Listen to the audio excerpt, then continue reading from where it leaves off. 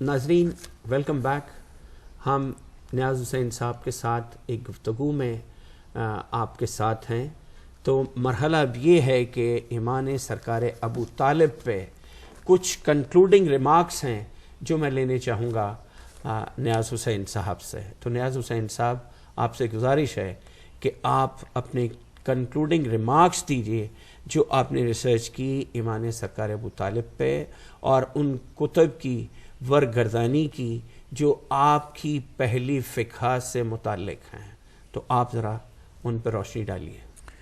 جی doctor صاحب، وہی ایمان ابو طالب علیہ السلام پہ بات ہو رہی تھی. کوئی کتنی غلط فہمی اور کتنا وہ غلط جو ہے وہ اس میں شامل کی گئی ہیں. یہ میں سمجھتا ہوں کہ ان کو ہٹ کیا گیا ابو طالب علیہ السلام کو. یہ ہستی ہے جس کی وجہ سے ہی بنو امیہ کو جو ہے نا اتنی ذلت و رسوائی ہوئی. تو انہوں نے ہٹ بیک کیا ہے کہ اسی کو ہم جو ہے نا نعوذ باللہ وہ کرتے ہیں اور پھر آج لوگ پڑھ رہے ہیں. اور میں چاہتا ہوں کہ جو ہے نا اپنی اپنی تحقیق کیجئے اور اللہ تعالیٰ سے معافی ہمیں مانگنی چاہیے اور جو ہے نا وہ حقیقی جو دین ہے جو نبی کریم صلی اللہ علیہ وسلم نے دیا ہمیں وہ اس پہ جو ہے نا وہ کاربند رہنا چاہیے. اچھا، اس میں اللہ تعالیٰ فرماتے ہیں سورۃ الحدید میں آیت نمبر 11 کہ من ذا الذی یقرض اللہ قرضا حسنا فیضاعفہ لہ ولہ اجر کریم، کہ کون ہے وہ جو اللہ کو قرض حسنہ دے اور پھر وہ اللہ اسے اس کے لیے بڑھا دے اور اس کے لیے عمدہ اجر ہے. اب اللہ تعالیٰ تو کہہ رہے ہیں کہ مجھے اگر میرے پہ کوئی احسان میرے دین پہ یہ کرتا ہے تو میں کتنا بڑھا کے دوں گا اس کو، وہ اپنی شان کے مطابق ظرف کے مطابق جیسا کہ وہ دے رہا ہے، کافروں کو بھی دے رہا ہے وہ، کیونکہ وہ رازق ہے، اکبر ہے. تو یہاں پہ وہ کہہ رہا ہے کہ ابو طالب علیہ السلام کے جو احسانات ہیں اور جو خدمات ہیں دین کے لیے، تو کیا نعوذ باللہ وہ اس کا اجر یہی اللہ تعالیٰ دے گا کہ ان کے وہ نعوذ باللہ عذاب میں سوچ نہیں سکتے. تو اس کے علاوہ قرآن میں ملتا ہے جو موسیٰ علیہ السلام کی جو پرورش اور محافظت کی وہ بی بی آسیہ علیہ السلام نے کی. فرعون کی جو بیوی تھی وہ علیہ السلام بن گئی. موسیٰ جو امت میں سے نبی ہے اور سرکار ختمی مرتبت کے مقابلے میں جی کیا ان کی شان ہے، اور ان کی پرورش کرنے والی خاتون جو ہے وہ علیہ السلام بن گئی. بے شک. اور یہاں پہ سرکار ختمی مرتبت مولا کل ختم الرسول جناب محمد مصطفیٰ صلی اللہ علیہ وآلہ وسلم کی پرورش کرنے والے، ان کی تربیت کرنے والے، ان کو پروان چڑھانے والے امت ان کے بارے میں کیا کیا پروپیگنڈاز کرتی ہے. خدا کے لیے اس میں تحقیق کیجئے، اپنی آنکھوں سے دیکھیے، اپنے ذہن سے سوچئے اور اپنی روح میں اس کے حقائق کو جاننے کے لیے جگہ پیدا کیجئے. تو میں آپ سے کہوں گا بیان جاری رکھیے. جی، وہ اس میں حضرت آسیہ علیہ السلام کو اللہ تعالیٰ نے کتنا رتبہ دیا. ان کا یہی مشن تھا، ان کا یہی کام تھا کہ وہ موسیٰ علیہ السلام کی انہوں نے محافظت کی، ان کی جان بچائی اور ان کی جو ہے نا پرورش اور ایک نبی کی پرورش کی. تو جب آسیہ علیہ السلام کو اتنا درجہ قرآن میں اللہ تعالیٰ دے رہے ہیں تو جناب کہ آسیہ بھی ایک صدیقہ ہے، تو ابو طالب علیہ السلام جو سب سے بڑے نبی موسیٰ، جن کے موسیٰ بھی امتی نبی ہیں، وہ ان کے پیچھے نماز پڑھ رہے ہیں، تو امام الانبیاء ہیں، تو ان کے جو محسن ہے جن کی پرورش ابو طالب علیہ السلام نے کی. جب آسیہ علیہ السلام کو اتنا مقام ہے تو ابو طالب علیہ السلام کو کتنا بڑا مقام ہوگا. دکھ کی بات ہے. جو حقیقت میں یہ ہے کہ جب آسیہ علیہ السلام کا موسیٰ علیہ السلام کی محافظت کرنے سے اتنا بڑا مقام ہے تو ابو طالب علیہ السلام کا مقام تو بہت بلند ہوگا. الحمدللہ. ٹھیک ہے. تو یہ باتیں جب میں نے پڑھی تو اس میں جو ہے وہ ڈاکٹر صاحب، اس کے علاوہ ہماری اہل سنت کے جو بہت بڑے عالم، میں سمجھتا ہوں کہ ایک محقق ہیں اور حقیقی محقق ہیں، واقعی انہوں نے بڑی ریسرچ کی ہے اور بڑا ان کی خدمات ہیں اہل سنت کے فقہ میں، ڈاکٹر طاہر القادری شیخ الاسلام. اچھا، ان کی جو انہوں نے باقاعدہ ایک اس پہ بک لکھی ہے ایمان ابو طالب علیہ السلام پہ. میں اپنے اہل سنت والجماعت بھائیوں سے کہتا ہوں کہ وہ اس کا مطالعہ کیجئے، اور انہوں نے تمام ریفرنسز، اب یہاں پہ بہت وہ لمبا ہو جاتا ہے اگر سب ریفرنس بتائیں، تو وہ اگر کتاب آپ لے لیں 5-10 پاؤنڈ کی یا 200-400 روپے کی، تو وہ طاہر القادری صاحب نے ایمان ابو طالب علیہ السلام پہ تمام جو ان کی ریسرچ ہے اس پہ بیان کر دیا ہے، تاکہ ہم سب جو ہے وہ ان کا ایک اور ٹھیک ہو جائے اور اللہ تعالیٰ کے جو ہے وہ اس کی مغفرت ہمیں نبی صلی اللہ علیہ وسلم کی شفاعت میں نصیب ہو. اور اس کے علاوہ ڈاکٹر صاحب جو ایک اور اہل سنت والجماعت کے بہت بڑے عالم ہیں، علامہ سائم چشتی رحمۃ اللہ علیہ ہے، انہوں نے بھی 2 جلدوں میں کتابیں لکھی ہیں، ایک جلد اول اور جلد دوم میں. عیون المطالب فی ثبات ایمان ابی طالب، تو اس میں بھی علامہ صائم چشتی علیہ سنت والجماعت کے بہت بڑے عالم گزرے ہیں. یہ کتاب آپ نے پڑھی؟ میں نے پڑھی، اور اس سے آپ متاثر ہوا. اور حقیقت میں تو قرآن میں ذکر ابو طالب علیہ السلام تو قرآن میں ہے. جب اللہ تعالیٰ کہہ رہا ہے کہ احسان کا بدلہ میں احسان دوں گا، اور جب میں نے تمہیں یتیم پایا تو میں نے گود دی.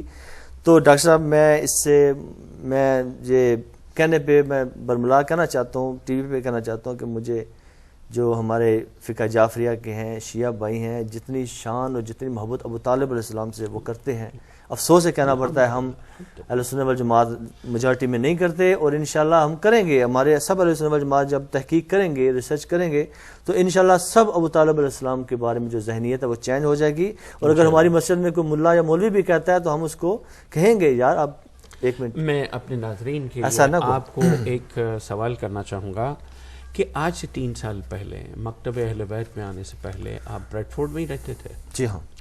آپ بتانا پسند کریں گے کہ آپ کس مسجد میں جا کے تو نماز پڑھتے تھے یا جمعہ پڑھتے تھے؟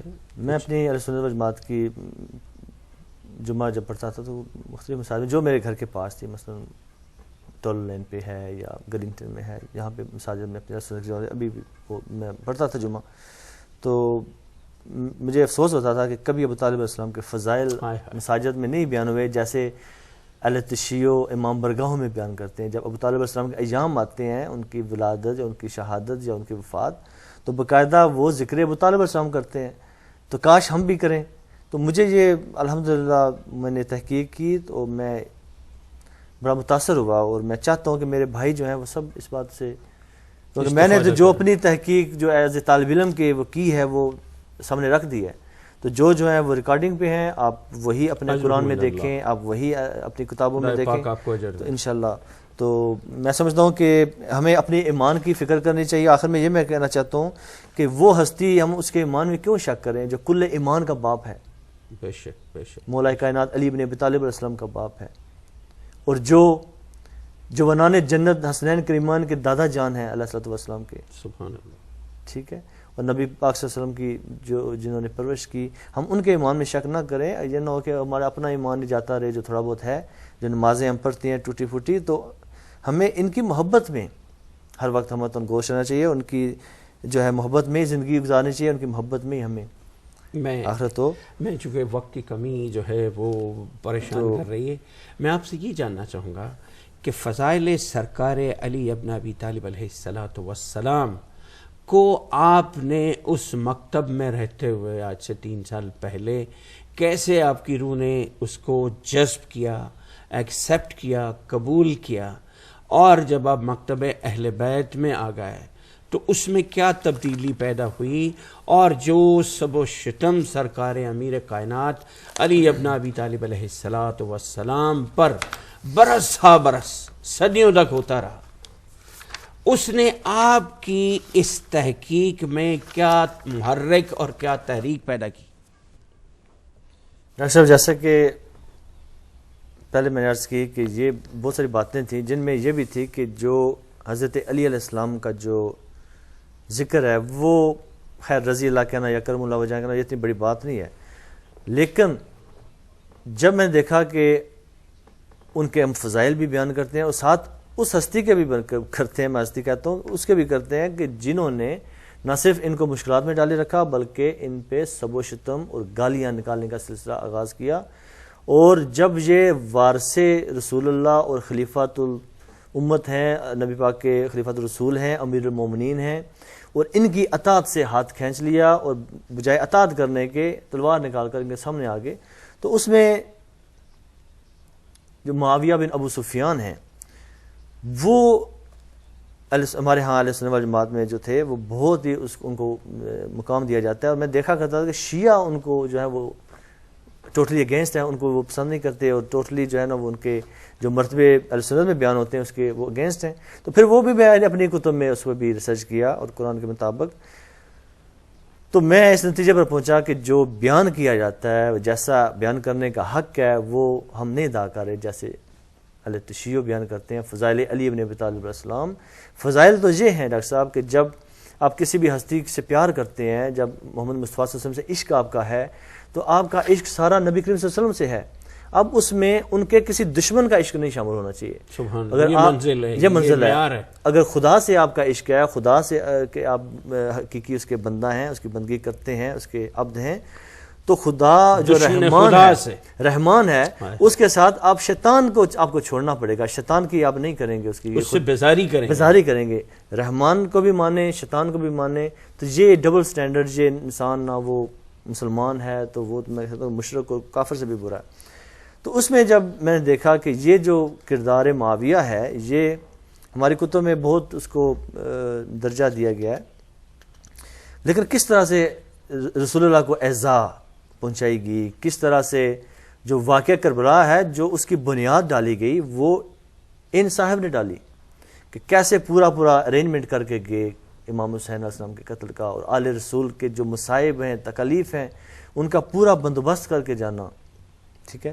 اور اس میں پہلے تو میں جو سب و شتم کا جو انہوں نے شروع کیا وہ ہمارے علماء نہیں بیان کرتے، اس کو چھپا دیتے ہیں. لیکن یہ جب میں نے اپنی کتابوں میں دیکھا کہ واقعی کیا معاویہ چونکہ ایک صحابی رسول ہیں تو کیا وہ علی کو گالیاں نکال سکتے ہیں، تو پھر میں نے دیکھا، تو میں نے اپنی بکوں میں دیکھا کہ واقعی یہ سلسلہ بہت زور و شور سے انہوں نے شروع کرایا، نہ صرف باہر بلکہ مسجدوں کے اندر. حتیٰ کہ مسجد نبوی جہاں پہ نبی کریم صلی اللہ علیہ وسلم کا روزہ مبارک تھا، اس کے سامنے ممبر رسول پہ کھڑے ہو کر معاویہ کے گورنرز وہاں پہ علی علیہ السلام کو جمعے کے خطبے سے پہلے گالیاں نکال کے سب و شتم کر کے تو پھر جمعے کی عبادت کی جاتی تھی، نماز پڑھی جاتی تھی. پورے عالم اسلام کے اندر یہ کس کا حکم تھا؟ یہ اس وقت کا جو خلیفہ تھا معاویہ بن ابو سفیان، یہ اس کے حکم سے. یہ ناظرین، یہ جو گفتگو جاری ہے اور یہ جن امور کی طرف توجہ دلوائی ہے ہمارے اس نوجوان نے، اس پہ ذرا غور کیجیے کہ سرکار امیر المومنین علی ابن ابی طالب علیہ السلام پر مسجد نبوی میں جمعے کی نماز سے پہلے یعنی وہ زبان استعمال کی جاتی تھی جو مجھے زیب نہیں دیتا کہ وہ میں کلمات یہاں پہ دہراؤں. تو یہ سب و شتم جو ہے، یہ اس کی ابتدا کہاں سے ہوئی آپ نے ان سے سن لیا.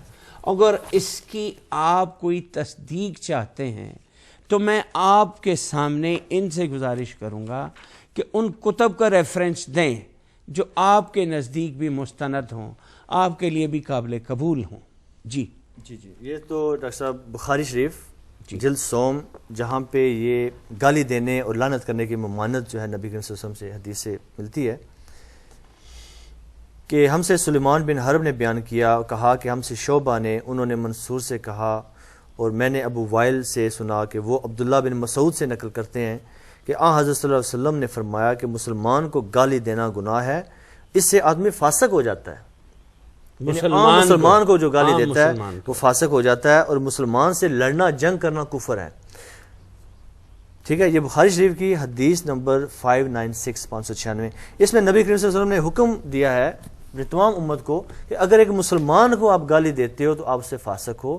تو جب وہ امیر المؤمنین علی ابن ابی طالب علیہ السلام، ایمان جس کو نبی کہے، اگر اس کو کوئی سب و شتم کا سلسلے کا آغاز کرے تو اس کے لیے کیا، وہ تو فاسق سے بھی وہ آگے چلا جائے گا. اور جو جنگ، نبی کریم صلی اللہ علیہ وسلم کہتے ہیں جو مسلمان سے جنگ کرتا ہے نا حق، اس کی سزا اتنی بری ہے. جو امیر المؤمنین وارث رسول علی ابن ابی طالب کے خلاف جنگ کرے تو پھر آپ اس کا. اچھا، اس میں جو ہے فرمان مصطفیٰ صلی اللہ علیہ وسلم جو ہماری کتب میں ملتا ہے کہ نبی کریم صلی اللہ علیہ وسلم نے فرمایا کہ جس نے علی کو گالی دی، اس نے علی کو نہیں دی، اس نے مجھے گالی دی. اس کا حوالہ ریاض النظرہ جلد سوم صفحہ نمبر 295 200. اس کیمرے میں دکھائیے، اس میں جی ادھر. جی یہ ریاض النظرہ ہے، اہل سنت والجماعت کی کتاب، اس کی جلد سوم ہے، جس میں صفحہ نمبر 295 میں، یعنی کہ نبی کریم کا فرمانا کہ جس نے علی کو گالی دی اس نے مجھے گالی دی، وہ کیسے ہمیں پتہ چلا. ام المومنین حضرت ام سلمہ رضی اللہ تعالیٰ عنہ سے روایت ہے، کہا کہ میں گواہی دیتی ہوں، حضرت ام سلمہ فرما رہی ہیں ام المومنین کہ میں گواہی دیتی ہوں کہ میں نے خود رسول اللہ صلی اللہ علیہ وآلہ وسلم سے سنا کہ آپ فرماتے تھے، آگے عربی ہے میں اس کا ترجمہ کروں، کہ جس نے علی سے محبت کی اس نے مجھ سے محبت کی، اور جس نے مجھ سے محبت کی اس نے اللہ سے محبت کی، اور جس نے علی سے بغض رکھا اس نے مجھ سے بغض رکھا، اور جس نے مجھ سے بغض رکھا اس نے اللہ عز و جل سے بغض رکھا. ٹھیک ہے. اور آگے وہ فرماتے ہیں کہ جو علی سے محبت کرتا ہے وہ مجھ سے محبت کرتا ہے، اور جو علی سے بغض رکھتا ہے وہ مجھ سے بغض رکھتا ہے، اور جو علی کو تکلیف پہنچاتا ہے وہ مجھے اذیت دیتا ہے، اور جو مجھے اذیت دیتا ہے وہ خدا کو اذیت دیتا ہے. حضرت عبداللہ ابن عباس سے روایت ہے اسی کتاب ریاض النظرہ میں، وہ فرماتے ہیں کہ حضرت ابن عباس سے روایت ہے کہ وہ بصارت چلی جانے کے بعد، آخری ٹائم میں حضرت عبداللہ ابن عباس کی نظر چلی گئی تھی، بصارت چلی جانے کے بعد قریش کے ایک مجلس سے گزرے تو وہ لوگ حضرت علی علیہ السلام کو برا بھلا کہہ رہے تھے. حضرت عبداللہ ابن عباس نے اپنے قائد سے پوچھا کہ یہ لوگ کیا کہتے ہیں، میں سن نہیں سکا. تو اس شخص نے کہا کہ اے عبداللہ یہ حضرت علی کو گالیاں دے رہے تھے. حضرت عبداللہ ابن عباس فرماتے ہیں کہ میں نے اپنے ساتھی سے کہا کہ مجھے واپس لے چلو، اور میں پھر اسی مجلس میں آیا تو انہوں نے حضرت عبداللہ نے ان قریش سے کہا کہ تم میں سے کون ہے جو اللہ کو گالی دے رہا تھا. عبداللہ کہتے ہیں کہ تو ابھی میں نے سنا، میں دیکھ نہیں سکتا کون ہے، لیکن تم میں سے کوئی تھا جو اللہ کو گالی دے رہا تھا. لوگوں نے کہا سبحان اللہ، استغفر اللہ، ہم اللہ کو کیسے گالی دیں گے، وہ تو مشرک ہے اگر کوئی اللہ کو گالی دے. تو عبداللہ ابن عباس نے پھر کہا کہ اچھا اب یہ بتاؤ کہ تم میں سے ابھی کون تھا کہ جو رسول اللہ صلی اللہ علیہ وسلم کو گالیاں دے رہا تھا. تو انہوں نے پھر کہا کہ سبحان اللہ، استغفر اللہ، کہ جو رسول اللہ کو گالی دے وہ تو کافر ہے. تو پھر ابن عباس نے کہا آگے سے کہا کہ تم اچھا یہ بتاؤ کہ تم میں سے کون تھا جو حضرت علی کو گالیاں دے رہا تھا.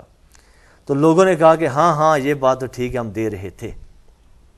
تو حضرت عبداللہ ابن عباس نے پھر کہا کہ میں اللہ کی گواہی دے کر کہہ رہا ہوں کہ میں نے رسول اللہ سے خود اپنے کانوں سے سنا کہ یعنی جس نے علی کو گالی دی اس نے مجھے گالی دی، اور جس نے مجھے گالی دی اس نے اللہ کو گالی دی، اور اللہ اس کو ناک کے بل گرا دے گا. ٹھیک ہے.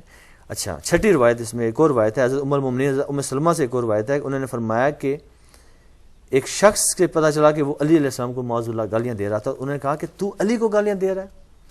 حضرت ام سلمہ نے فرمایا کہ میں نے رسول اللہ صلی اللہ علیہ وسلم سے خود سنا ہے کہ جس نے علی کو گالی دی اس نے مجھ کو گالی دی. یہ مسند احمد ابن حنبل میں بھی یہ روایت ہے. تو یہ تو ہوگی گالیاں دینے کا سلسلہ. پھر آگے دیکھیں گے یہ کہاں سے شروع ہوا، وہ بھی اہل سنت کی کتب میں سے ڈاکٹر صاحب وہ دیکھیں گے. اور علی علیہ السلام کو جو ایذا ہے، تکلیف ہے، اور رسول کو ایذا ہے، یہ صفحہ نمبر 292 میں اسی کتاب میں، کہ جو حضرت علی کو اذیت دیتا ہے، نبی کریم صلی اللہ علیہ وسلم فرماتے ہیں کہ وہ اس نے مجھ کو اذیت دی. تو یہ کیا جنگیں جو لڑی گئیں، یہ جو حضرت علی علیہ السلام کو دن رات انہوں نے مشکلات میں رکھا، الجھائے رکھا، ان کو پریشان کیے رکھا، کہاں مدینہ سے کہاں کوفہ، ان کو کہاں پھرایا. ٹھیک ہے. تو کیا یہ ایذائے علی ہے یا اس میں خوش ہو رہیں گے یہ ایذائے علی ہے؟ تو پھر سمجھ جائیں گے یہ ایذائے مصطفیٰ ہے. تو اللہ کہہ رہا ہے قرآن میں کہ جس نے ایذا مصطفیٰ میرے حبیب کو ایذا دی وہ کسی زمرے میں بھی نہیں آتا کہ وہ بالکل عذاب الہی کا مستحق ہے. وہ آگے قرآن کی آیات سے میں بتاؤں گا، وہ پوری ایک آیتوں کی لسٹ ہے کہ کیسے آپ نے اطاعت رسول کرنی ہے. پھر علی کا دشمن خدا کا دشمن جو ہے وہ اس میں اسی کتاب میں اس میں ساری جو ہے وہ تفصیل ہے کہ یہ بھی ابن عباس سے روایت ہے کہ صلی اللہ علیہ وسلم نے فرمایا، حضرت علی سے فرمایا کہ اے علی تیرا دوست میرا دوست ہے، میرا دوست خدا کا دوست ہے، تیرا دشمن میرا دوست ہے، اور میرا دشمن خدا کا دشمن ہے، اور میرے وصال کے بعد جو تم سے بغض رکھے گا اس کے لیے بربادی اور تباہی ہے. تو اب مجھے یہ نہیں پتا چلا کہ یہ محبت میں جنگیں لڑی گئیں یا بغض میں جنگیں لڑی گئیں. تو جب آپ صلی اللہ علیہ وسلم کہہ رہے ہیں کہ اس کے لیے تباہی اور بربادی ہے، تو چونکہ اطاعت جیسے پہلی تین اگر خلافتیں دیکھیں تو حضرت ابو بکر، حضرت عمر رضی اللہ تعالیٰ، حضرت عثمان رضی اللہ تعالیٰ عنہ، ان کے دور میں کسی نے تلوار نہیں اٹھائی. تو کیا ہوا کہ جب حضرت علی علیہ السلام خلافت پہ ہوئے تو اصحاب رسول میں سے ہی لوگ اٹھ کھڑے ہوئے اور تلوار سے. یہ کیا ہے؟ تو میں بڑا پریشان اور بڑا اس پہ ہوا ڈاکٹر صاحب کہ یہ. اور پھر معاویہ بن ابو سفیان کا، اشرا مبشرہ کی ایک شخصیت ہستی ہیں حضرت سعد بن ابی وقاص، ان کو حکم دینا کہ اے ابن عباس، اے سعد بن ابی وقاص، کہ تو بھی علی کو گالیاں دے، تو کیوں نہیں دیتا؟ یہ ریاض النظرہ ایسے بک میں صفحہ نمبر 378.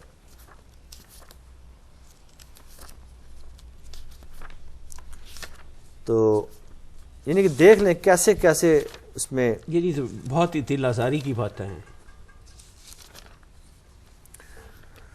378 میں تو یہ اللہ تعالیٰ جو ہے نا یہ اس میں جو کافی چینجنگز لائیں گی کہ ہمیں ایسے جو باتیں یہ پوری ایک لسٹ ہے. کیا ایسا کاتب وحی کا جو سلسلہ ہے ڈاکٹر صاحب وہ بھی ایک ہے؟ میں یہ اس قسم کی باتیں ہیں جو کہ وجہ اختلاف بنتی ہیں ہمارے آپس میں، لیکن ان کا اشارتاً ذکر کر دیا اس لیے کہ خدا را بجائے اس کے میں اس اسٹوڈیوز میں اپنے پلیٹ فارم سے اس چیز کا زیادہ ایکسپوجر کروں. صرف سوال آپ سے اتنا ہے کہ خدا را حقائق جاننے کی کوشش کیجیے، کس طرح سے اہل بیت اطہار علیہ السلام پہ ظلم کیے گئے، ان کی کردار کشی کی گئی، اور کردار کشی کرنے والے کوئی اور نہیں تھے، کوئی یہودی نہیں تھے، کوئی نصارہ میں سے نہیں تھے، بلکہ اپنی ہی امت میں سے لوگ تھے جنہوں نے سرکار ختمی مرتبت کے گھرانے والوں کی کردار کشی کی.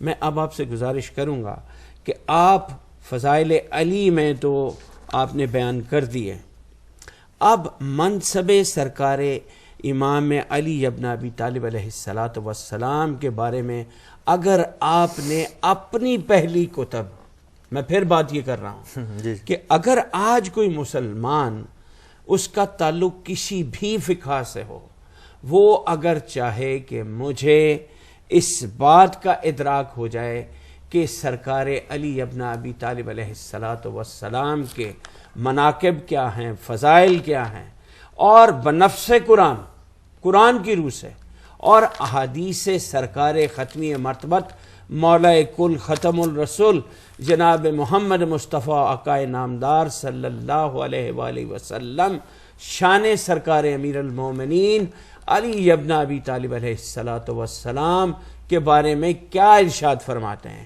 یہ میں آپ سے جاننا چاہوں گا. جی آپ کی پہلی فقہ کی کتب کی روشنی میں سرکار امیر المومنین کی شان میں سرکار ختمی مرتبت صلی اللہ علیہ وآلہ وسلم کے فرامین یہ ذرا بیان کر دیجیے. اچھا، اس میں تو نبی کریم صلی اللہ علیہ وسلم نے جو فضائل مولا کائنات علی علیہ السلام کے جو بیان کیے تو وہ تو زندگی لگ جاتی ہے اگر اس کے فضائل آپ ان کے بیان کریں تو. اب یہاں پہ ایک بڑا دلچسپ سوال ہے جو میرے بڑے بھائی جو ہیں وہ اس سے استفادہ کریں تو کر سکتے ہیں کہ آپ کو 3 سال کے اندر اندر یہ کس طرح سے جستجو پیدا ہوئی کہ ایک ایسی ہستی جن کا ذکر برائے نام جمعہ کے خطبوں میں ہوتا ہے آپ کی مساجد میں، اور جن کے فضائل ویسے ہی بیان کیے جاتے ہیں جیسے کہ دیگر اصحاب کے کیے جاتے ہیں کہ ان کے ساتھ جو سابقہ لگایا جاتا ہے وہ رضی اللہ تعالیٰ عنہ لگایا جاتا ہے، اور جو دشمنان اسلام ٹھہرے، جو دشمنان سرکار ختمی مرتبت صلی اللہ علیہ وآلہ وسلم ٹھہرے، جو دشمنان قرآن ٹھہرے، دین اسلام کے دشمن ٹھہرے، وہ بھی رضی اللہ تعالیٰ عنہ، وہ بھی رضی اور سرکار امیر کائنات علی ابن ابی طالب علیہ السلام یہ بھی رضی اللہ تعالیٰ عنہ ٹھہرے. تو اس جو تقابل کیا گیا تاریخ میں، کتب میں، اس کی روشنی میں آپ کی ریسرچ کہاں سے شروع ہوتی ہے اور کہاں پہ جا کے تکمیل پاتی ہے، اس پہ میں آپ سے جاننا چاہوں گا. اس میں اصل میں ڈاکٹر صاحب ہوا یہ کہ جب دور بنو امیہ 20-21 سال معاویہ بن ابو سفیان جو خلافت اس نے کی، متمکن رہا ہے وہ پورے عالم اسلام پہ، تو وہ تو ظاہری طور پر دشمن علی تھا، اور اس میں اس کے باپ دشمن رسول، تمام جنگوں میں اس کی والدہ جو گرامی، میں ان کا گرامی کہہ رہا ہوں، وہ ہستی ہیں جناب معاویہ صاحب کی والدہ گرامی جنہوں نے سرکار ختمی مرتبت کے چچا جو کہ سید الشہداء ہیں حضرت حمزہ علیہ السلام، ان کا کلیجہ سینہ چیر کے نکال کے کچا کلیجہ چبایا ہے ہندہ نے، جو معاویہ صاحب کی والدہ تھیں.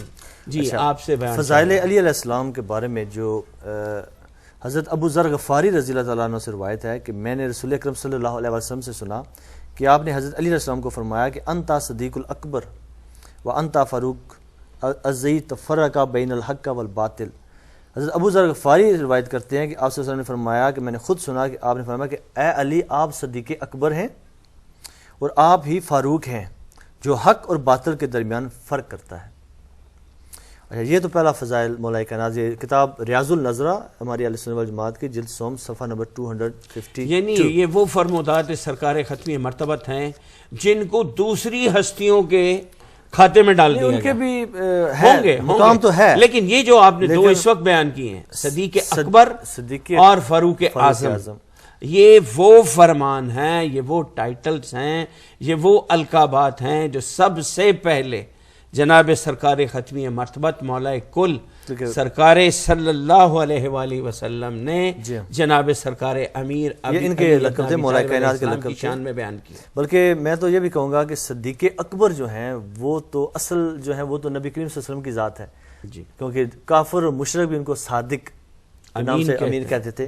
صدیق اکبر تو سب سے بڑے وہ صدیق ہیں, لیکن پھر نبی کریم صلی اللہ علیہ وسلم نے مولا علی کے حق میں یہ حضرت ابو ذر غفاری رضی اللہ تعالیٰ عنہ سے روایت ہے کہ اس کے راوی ہیں کہ آپ علی آپ صدیق اکبر ہیں. یعنی کہ سب سے پہلے جو گواہی دی صداقت کی نبی کریم صلی اللہ علیہ وسلم کی نبوت کی وہ ختیجہ الکبریٰ مولا کائنات نے دی. یہ کتابوں میں ہے. اور فاروق ہے حق اور باطل کے میں تمیز کرنے والا. تو جہاں بھی حق اور باطل کی جنگ تھی اس میں مولا کائنات نے بتا دیا کہ یہ حق ہے جو نبی کریم صلی اللہ علیہ وسلم کا دین ہے, اور یہ کفر ہے جو باطل ہے. انہوں نے اپنے ذوالفقار سے بھی بتایا, اپنی تبلیغ سے بتایا, تو اس لیے نبی کریم صلی اللہ علیہ وسلم کو لقب دیا تھا فاروق اعظم.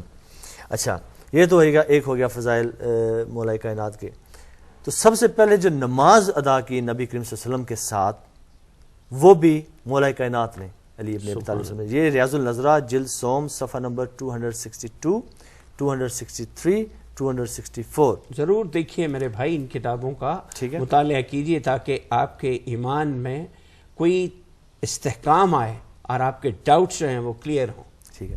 اس کے بعد شب ہجرت اپنے بستر پر سلانا اور صادق اور امین کا امانتیں صادق اور امین کے سپرد کرنا. سبحان اللہ, یعنی میں کیا جملہ ہے, کیا جملہ. یعنی کہ مشرک اور کفار کی جو امانتیں تھیں وہ اس لیے آپ صلی اللہ علیہ وسلم کے پاس رکھتے تھے. نبی تو نہیں مانتے تھے, یہ مانتے تھے کہ یہ صادق ہے اور یہ امین ہے, یہ سچا ہے اور یہ امین ہے, امانت کا وہ ایماندار ہے. تو مولا کائنات علی علیہ السلام کو اپنے بستر پر چھوڑ کے جانا اور پیچھے ساری امانتیں دے کے جانا, دنیا کو بتانا تھا نبی کریم صلی اللہ علیہ وسلم کا کہ ایک میں صادق اور امین ہوں اور یہ علی صادق اور امین ہے, کیونکہ امانتیں اے علی تم پاس رکھنا اور مجھے یقین ہے کہ تم وہ ہستی ہو کہ جس طرح میں امانتیں لوگوں تک پہنچاتا تھا ایسے ہی تم پہنچا کے مدینہ آ جانا, ان کو لوٹا کے میرے پاس آئے. جی ہاں. اچھا پھر ریاض النظرہ جلد 100 میں صفحہ نمبر 272 میں ہے کہ فرمایا نبی پاک صلی اللہ علیہ وسلم کہ جنت میں سب سے پہلے جو جنت پہ دستک دے گا وہ مولا علی علیہ السلام کی ذات ہے. آپ کہیں تو میں پڑھ دوں ورنہ میں اسی طرح سے میں ناظرین آج ہی میں آپ کو بھی بتا رہا ہوں کہ ہمارے بہت ہی لائق احترام ایک عالم دین ہیں, ہمارے دوسرے مکتب جو ہیں ہم ان کی عزت کرتے ہیں, اہل سنت والجماعت سے ان کا تعلق ہے.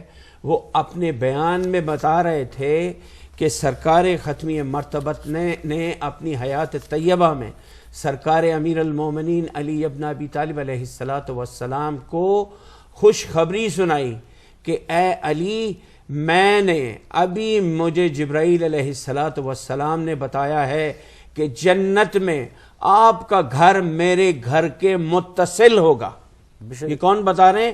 ایک اہل سنت والجماعت عارف والا میں وہ تقریر کر رہے ہیں. میں ان کی پروموشن نہیں کر رہا, لیکن یہ حقیقت ہے. آپ یوٹیوب پہ جائیے آپ کو مل جائے گا. جی ابھی آگے جو نبی کے فرمان مولا کائنات کے بارے میں کہ حضرت علی مخلوق میں سے اللہ تعالیٰ کو سب سے زیادہ پیارے ہیں. حضرت انس بن مالک رضی اللہ تعالیٰ عنہ صحابی رسول بڑے جلیل القدر, ان سے روایت ہے کہ حضور رسالت مآب صلی اللہ علیہ وسلم کے پاس ایک بھنا ہوا پرندہ آیا, کوئی تحفے میں دے گیا, تو آپ سے فرمایا کہ یا الہی, اے میرے اللہ, مخلوق میں سے اپنے سب سے زیادہ محبوب شخص کو میرے پاس بھیج جو اس پرندے کو میرے ساتھ کھائے.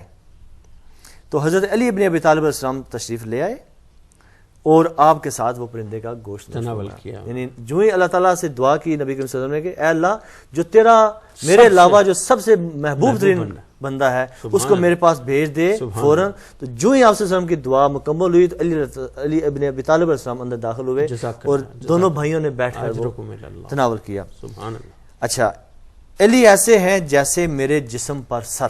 سبحان اللہ.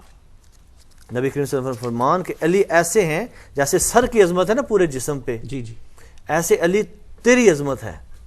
سبحان اللہ سبحان اللہ. حضرت کس کتاب میں جناب؟ یہ ریاض النظرہ. حضرت برا سے روایت ہے کہ رسول اللہ صلی اللہ علیہ وسلم نے فرمایا کہ علی کا تعلق مجھ سے ایسے ہے جیسے میرے سر کا میرے جسم پر. سبحان اللہ. جیسے میرے سر کا میرے جسم پر, یعنی علی علیہ السلام اور نبی کریم صلی اللہ علیہ وسلم جدا ہے ہی نہیں. جیسے سر اور تن اور پورا جسم ایسے ہے, ایسے یہ دونوں ہستیاں. اور جب جو کوئی علی سے لڑے گا تو وہ علی سے نہیں لڑ رہا, وہ رسول اللہ سے لڑ رہا ہے. جب کوئی علی کو سب و شتم کرے گا تو وہ سب و شتم علی علیہ السلام کو نہیں ہے, کیونکہ وہ رسول اللہ کو ہے. علی تو رسول کو ہے, علی تو ہے سر.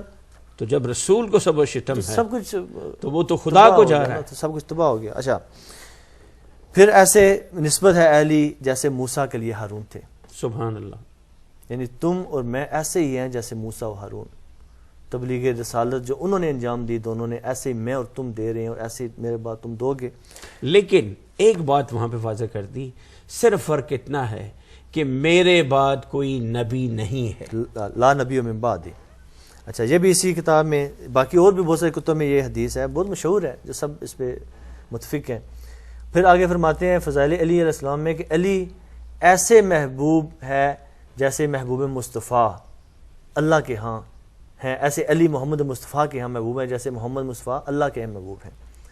یہ پیج نمبر 284 پہ حضور رسالت محمد صلی اللہ علیہ وسلم کی رحلت کے 6 دن بعد حضرت ابو بکر رضی اللہ تعالیٰ عنہ اور حضرت علی علیہ السلام آپ کی قبر انور کی زیارت کے لیے حاضر ہوئے.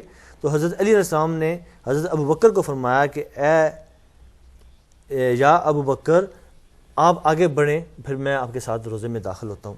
تو حضرت ابو بکر نے فرمایا کہ میں ایسے شخص پر کیسے سبقت کر سکتا ہوں کہ جس کے بارے میں نے رسول اللہ صلی اللہ علیہ وسلم کو فرماتے ہوئے سنا تھا کہ علی مجھے ایسے ہی ہے جیسے میں رب کو ہوں.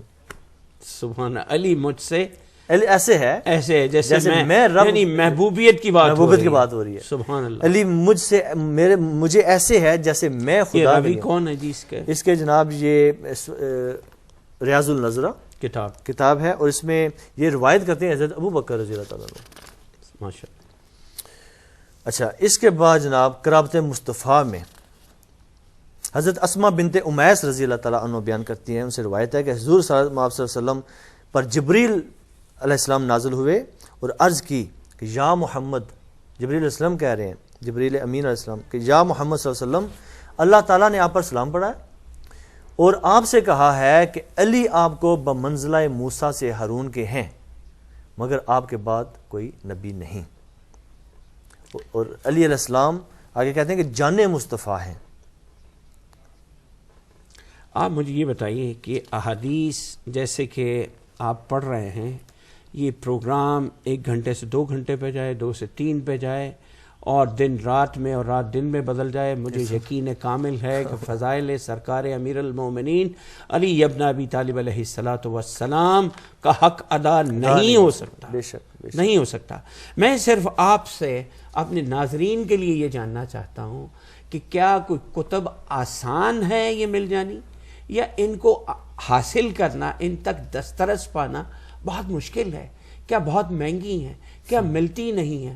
کیا آج کے انٹرنیٹ پہ یہ تمام انفارمیشن نہیں ملتی کہ جس کے لیے آپ کو ایک عالم دین, سو کالڈ عالم دین کی محتاجگی ہے؟ تو بخدا ایسی بات نہیں ہے. میں پھر اپنے مہمان سے کہوں گا کہ آپ اپنے الفاظ میں اپنے بھائیوں کو بالکل ایک گزارش کریں کہ وہ کس طرح سے کھلے ذہن سے مکتب اہل بیت کو سٹڈی کر سکتے ہیں, اس میں تحقیق کر سکتے ہیں اور حقائق جان سکتے ہیں, اور اپنی دنیا اور آخرت کو سنوار سکتے ہیں. اس بارے میں آپ کیا کہیں گے؟ ڈاکٹر صاحب, سب کچھ ہے, قرآن میں بھی ہے, حدیث میں بھی ہے, لیکن جب آپ نیک نیتی کے ساتھ کسی بھی چیز کو دیکھتے ہیں اور اس میں کسی بھی فرقہ واریت سے آپ بالکل سائڈ پہ ہو گئے, آپ ایز اے مسلم آپ کو دیکھنا چاہتے ہیں تو سب کچھ آپ کو مل جاتا ہے. اور فضائل علی علیہ السلام قرآن میں بھرے پڑے ہیں, فضائل علی علیہ السلام احادیث میں بھرے پڑے ہیں. جو ہستی تخلیق آدم سے بھی پہلے موجود تھی اکارڈنگ ٹو اہل سنت والجماعت کتب, کہ جس میں حضرت سلمان فارسی سے روایت ہے کہ رسول اللہ صلی اللہ علیہ وسلم نے سنا کہ آپ سے فرمایا کہ میں اور علی حضرت آدم علیہ السلام سے 14,000 سال قبل. یہ آپ کی سنت والجماعت جی کی کتب میں موجود ہے. اپنے بھائیوں کو بتائیے کہ خدا را مقام سرکار رسالت مآب کو سمجھنا ہے، مقام سرکار علی ابن ابی طالب علیہ السلام کو سمجھنا ہے، تو ان کتابوں کا جن کا اس وقت ذکر کرنا بہت ضروری ہے وہ بتائیے، ان کتابوں کا ریفرنس دیجیے. اور میں اور علی حضرت آدم علیہ السلام سے 14,000 سال قبل، یہ ریاض النظرہ ہی میں ہے. اور باقی اس میں یہ جو ریفرنس ہے یہ ایک اور کتاب میرے پاس ہے، وہ حضرت پیر میر علی شاہ رحمۃ اللہ علیہ کی کتاب، ان کا کیا نام ہے اس کا، بڑی مشہور. اچھا اس میں بھی ہے یعنی کہ 14,000 سال قبل میں اور علی ایک نور تھے. پھر جب اللہ تعالیٰ نے آدم علیہ السلام کو پیدا فرمایا تو اس نور کے 2 جز کر دیے، 2 حصے کیے. ایک جز میں ہوں اور ایک جز علی ہے. ماشاءاللہ. ٹھیک ہے.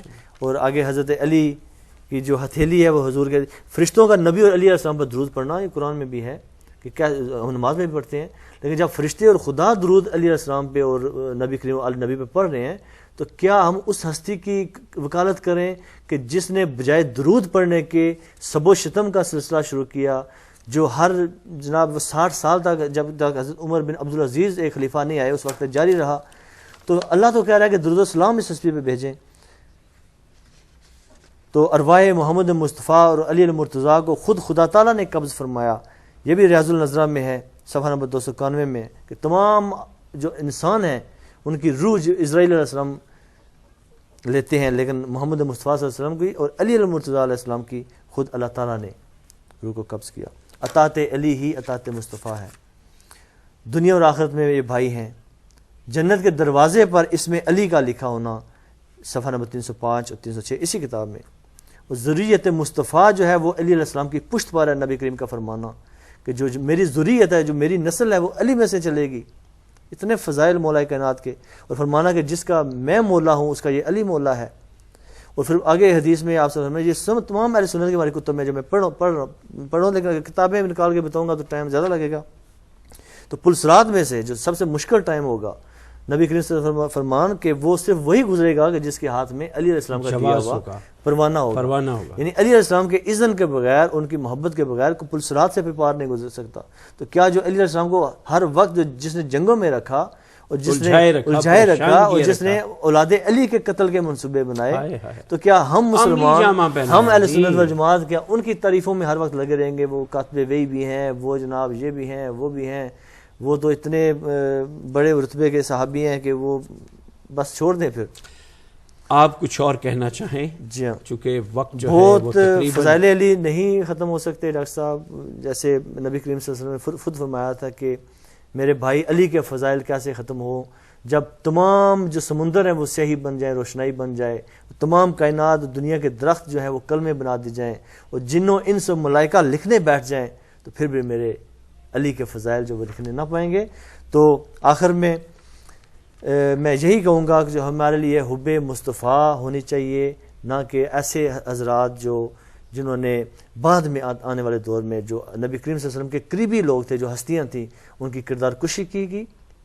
تو میں اپنے اہل سنت والجماعت کے بھائیوں کو، کیونکہ میں بھی انہی میں سے تھا، میں بھی انہی کی سوچ، میں بھی وہی سوچ تھی جو اب ہمارے بھائیوں کی ہے، تو واللہ خدا کے لیے اس کو آپ ریسرچ کریں اور تحقیق کریں تاکہ ہمیں نبی کریم صلی اللہ علیہ وسلم کی شفاعت نصیب ہو. اور اس در کے ساتھ جو ہے وہ آپ اپنے آپ کو رکھیں اور اس سے کبھی جدا نہ ہوں. در شفاعت ہے، کیونکہ یہ کشتی نوح کی طرح ہے، جیسے نبی کریم صلی اللہ سفینہ علیہ نجات وسلم نوح ہے. جیسے نوح علیہ السلام کے دور میں تمام جو اس وقت کے لوگ تھے وہ تباہ و برباد ہو گئے تھے، غرق ہو گئے تھے سیلاب میں، لیکن وہ جو کشتی نوح میں سوار ہو گئے تھے، جو جانور اور جو انسان وہی بچے تھے، پھر آگے سلسلہ چلا تھا. تو نبی پاک صلی اللہ علیہ وسلم نے فرمایا کہ میری جو اہل بیت میری آل ہے وہ سفینہ نوح ہے، جو اس میں سوار ہو گیا وہ فلاح پا گیا، جو اس کو سوار ہونے سے رہ گیا وہ ایسے ہی غرق ہو گیا جیسے نوح علیہ السلام کی امت تھی. جزاک اللہ. تو میں بہت شکریہ، آپ کا بہت شکر گزار ہوں، اپنے تئیں، اپنے ادارے کی تئیں اور اپنے ناظرین کی کیپیسٹی میں آپ کا شکر گزار ہوں کہ آپ نے وقت نکالا اور ہمارے سنت والجماعت بھائیوں کی ترجمانی بھی کی، ان کتب سے آپ نے ریفرنسز دیے. تو before this program is concluded today, I would like to give message to my viewers کہ خدا را اس بات میں نہ پڑیں کہ کون کیا کہہ رہا ہے، اس بات میں نہ پڑیں کہ کون کیا کہہ رہا ہے، صرف اس بات پہ دیکھیں کہ کون کیا کہہ رہا ہے، کہا کیا جا رہا ہے. یہ نہ دیکھیں کہ کون کہہ رہا ہے، یہ دیکھیں کہ کہہ کیا رہا ہے. تو گزارش آپ سے یہ ہے کہ اس پروگرام سفر ہدایت کی جو مقصدیت ہے وہ صرف اور صرف یہ ہے کہ کسی کی دل آزاری نہ ہو، لیکن حقائق جو ہیں اور حق و حقانیت جو ہے وہ آپ تک پہنچائی جائے، آپ کو درس ہدایت دیا جائے، راہ ہدایت دکھائی جائے کہ آپ فلاح پا سکیں.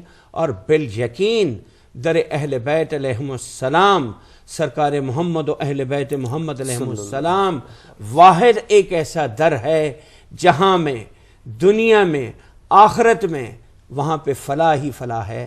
اور روز قیامت شفاعت جو ہے اس کی ذمہ داری سرکار ختمی مرتبت کے سر ہے اور ان کے اہل بیت اطہار علیہم السلام کے سر ہے کہ جنت کے سرداران بھی اس گھر میں ہیں اور جنت کے وارثان بھی اس گھر میں ہیں اور کتاب پروردگار کا علم بھی اس گھر میں ہے. تو خدا کے لیے علم لینا ہے تو ادھر آئیے، اگر آپ نے فلاح پانی ہے تو ادھر آئیے، دنیا کو سنوارنا ہے تو اہل بیت کے در پہ آئیے، آخرت کو سنوارنا ہے تو اہل بیت کے در پہ آئیے. تو تمام عصبیت کو بھول کے اہل بیت علیہم السلام کو سمجھنے کی کوشش کیجئے اور کتاب سے محبت کیجئے اور صاحبان کتاب اور صاحبان علم کو سمجھنے کی کوشش کیجئے. جب صاحبان علم سمجھ آ جائیں گے تو کتاب اور علم الکتاب یہ آپ کو سمجھ آ جائے گا. اسی نوٹ پہ میں آج آپ سے اجازت چاہوں گا، انشاءاللہ اگلے ہفتے آپ سے دوبارہ ملاقات ہوگی. تب تک کے لیے اجازت دیجیے. خدا حامی و ناصر، والسلام علیکم ورحمۃ اللہ وبرکاتہ.